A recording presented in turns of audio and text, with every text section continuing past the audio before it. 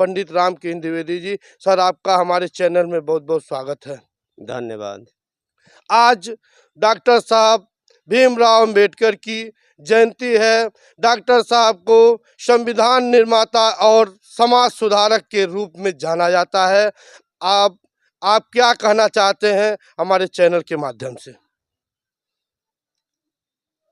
आज़ाद भारत की दो महान विभूतियों ने गुलामी के दौर में ब्रिटिश हुकूमत में काफ़ी कुछ देखा है, झेला है और उसे सहा है।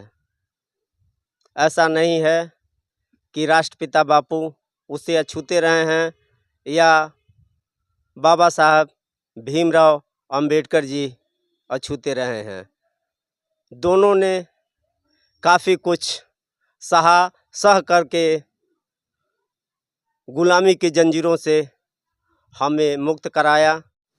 जहां राष्ट्रपिता बापू विदेश में दौरान रेल यात्रा रंगभेद के शिकार हुए, वहीं बाल्यकाल में बाबा साहब भीमराव अंबेडकर जी अपनी यात्रा के दौरान अस्पृश्यता के शिकार हुए और उन्हें बैलगाड़ी से उतार दिया गया एवं राष्ट्रपिता बापू को ट्रेन से ही उतार दिया गया।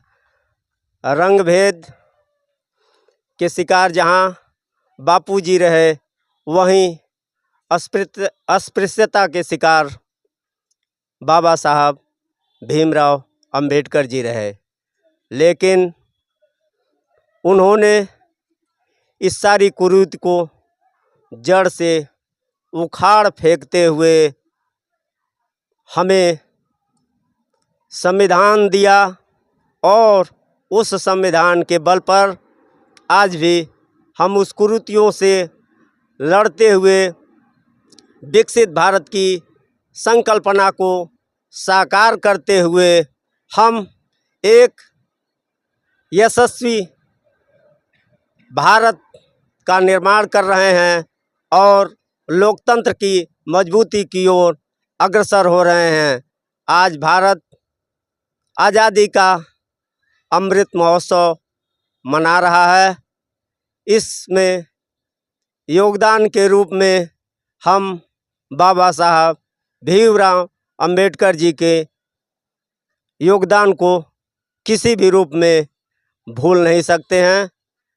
यह योगदान हमारे संविधान का है और बाबा जी साहब भीमराव अंबेडकर जी का है। लिए अंबेडकर जी का क्या योगदान है? अंबेडकर जी आज़ाद भारत की गुलामी के जंजीरों से मुक्त कराए ही 5000 वर्ष से ऊपर की जाति व्यवस्था को तोड़ते हुए विश्व बंधुत्व, समानता, स्वतंत्रता एवं समतामूलक समाज की स्थापना करते हुए हमें संविधान के अनुसार एक होने की प्रेरणा दे रहे हैं। आज हम एक हैं, तभी विश्व की महानतम शक्तियों के रूप में हम आगे बढ़ रहे हैं और अपने एक विकसित राष्ट्र की संकल्पना को साकार करने में अग्रसर हो रहे हैं। क्या आज का भारत अंबेडकर जी के सपनों का भारत बन पाया? देखिए, यह सपनों की भारत की लड़ाई काफ़ी अभी जारी रहेगी, लेकिन जो भारत आज विकसित राष्ट्र की श्रेणी में शुमार हो रहा है, वह बाबा साहब की देन है, संविधान की देन है।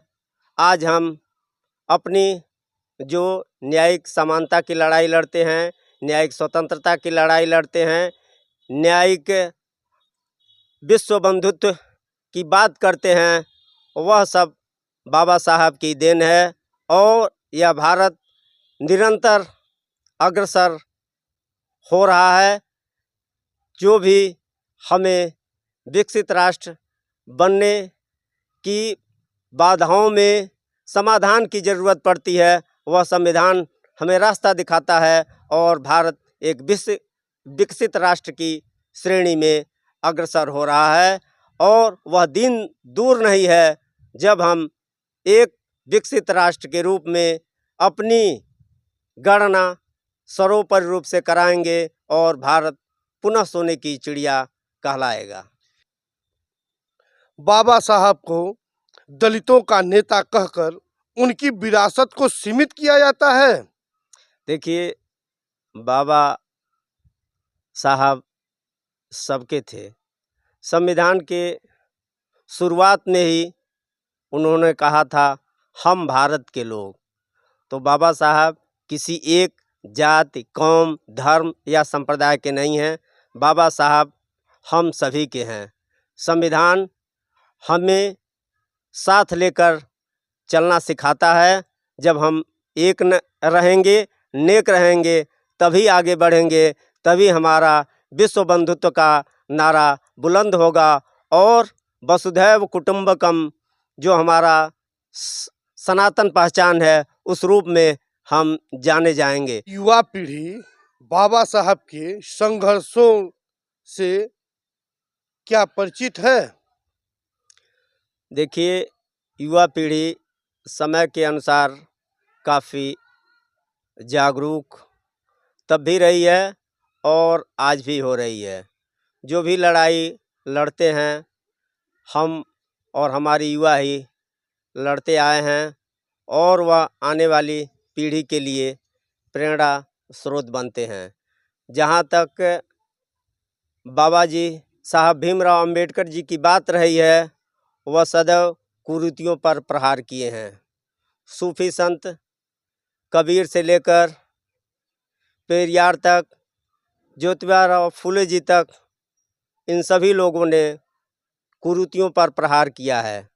कुरीतियाँ देखिए समय के अनुसार बदलाव होता है, मिटती हैं, लेकिन बाबा साहब ने जो रास्ता हमें दिखाया है, उस रास्ते की ओर हम अग्रसर हो रहे हैं और काफ़ी कुछ व्याप्त कुरीतियों को हमने समाप्त किया है।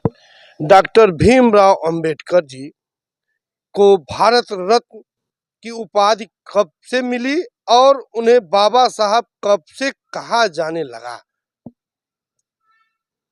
बाबा साहब भीमराव रामजी अंबेडकर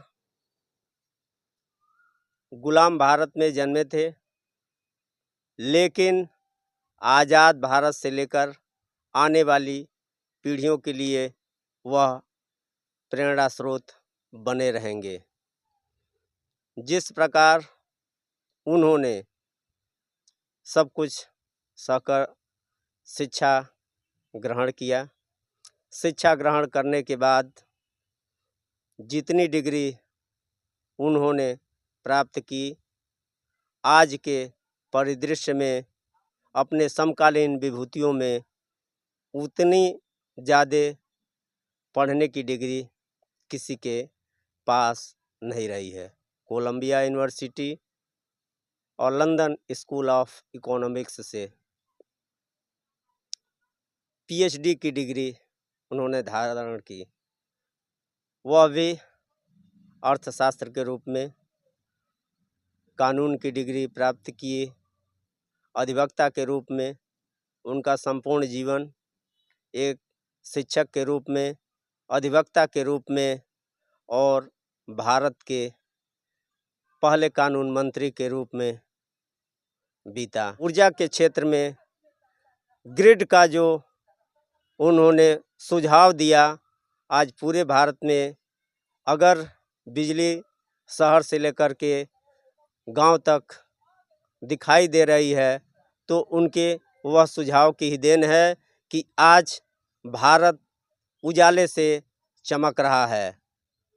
जिस प्रकार उन्होंने अंधेरे से उजाले की ओर राष्ट्र को अग्रसर करने के लिए सुझाव दिया, उस प्रकार अंधेरे से उजाले की ओर लाने के लिए हमें भारत का संविधान दिया। जहाँ तक भीमराव रामजी अंबेडकर की बात है, पीएचडी उपाधि के बाद जहाँ तक वह डॉक्टर साहब कहे जाते रहे, जब उन्होंने बौद्ध शिक्षा दीक्षा प्राप्त कर ली, तब से उन्हें बोधिसत्व बाबा साहब भीमराव रामजी अंबेडकर हम लोग कहते आ रहे हैं, और उसी समय से वह बाबा साहब भीमराव रामजी अंबेडकर के रूप में जाने लगे।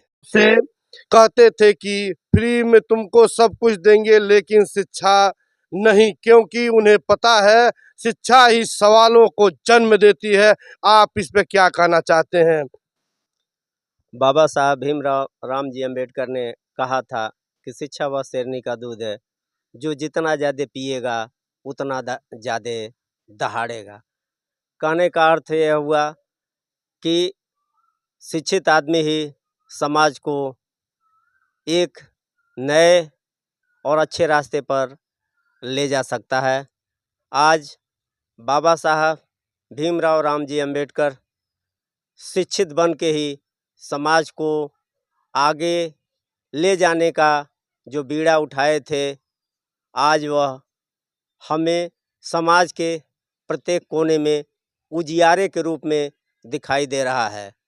अगर समाज शिक्षित नहीं रहेगा तो वह उजाला नहीं पा पाएगा, जिसके लिए हमने हजारों वर्षों तक संघर्ष किया है।